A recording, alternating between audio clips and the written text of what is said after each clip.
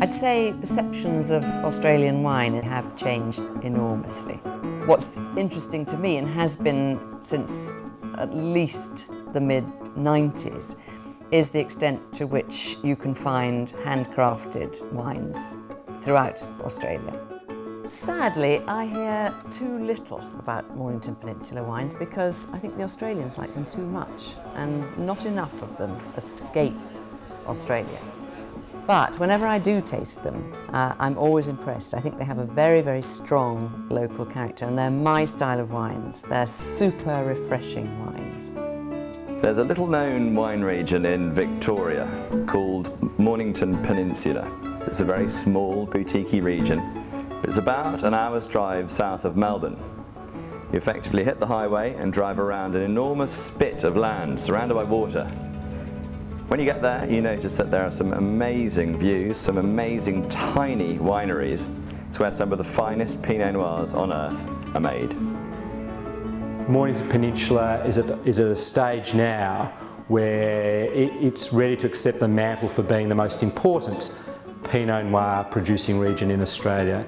I think there's a real core and growing number of dedicated Pinot producers. And I think the other thing we're seeing on the peninsula now, which is terrific, is you're now seeing sub-regions. You've got Red Hill, you've got where Murray is, you've got warmer regions, you've got slightly cooler regions. What's nice about Mornington Peninsula is that it's forged a reputation for really delicate, interesting Pinot Noir, which has long been one of my favourite grape varieties.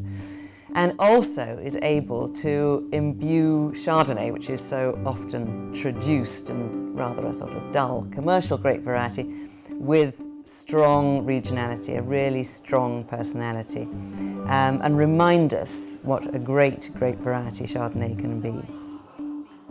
Mornington Peninsula Pinot is quite a varied creature. It's not all one thing or all the other. It varies enormously according to the site of the vineyard and the approach of the winemaker. Now it's not so much a matter of making good Pinot, it's a matter of what style of Pinot do you want to make.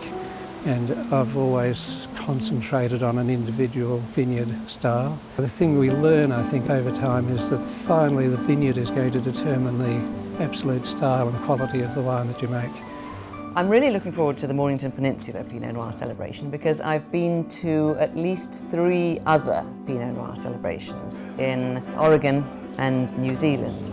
And in my experience, Pinot Noir lovers tend to be a little bit more thoughtful and intellectual perhaps than the average wine producer and wine consumer, all of which makes for a great event. The only way to make great wines on a great terroir, it is to look for the expression of the terroir. And if you try to put your mark in whatever way, you take down the quality. The terroir is something extremely difficult to define. It's there, and we just have to try to be good servants of it. And you who are in the new world, you are in front of extraordinary, fascinating work. I'm thrilled to have an excuse to come back and revisit Mornington Peninsula because I've only been there once and I think that it was in 1985. So I know I'm going to see all sorts of changes. I can't wait to come and revisit.